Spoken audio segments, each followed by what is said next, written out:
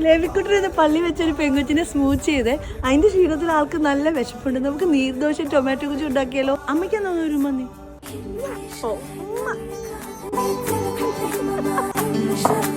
ನೋಡಿವಳಂದಾವ ಮುತ್ತಿನ ಮಾಲೆ ಚಂದಾವ ನೋಡಿವಳಂದಾವ ಮುತ್ತಿನ ಮಾಲೆ ಚಂದಾವ ಇವಳು ಯಾವೂರ ಚಲುವೆ ಶಿವ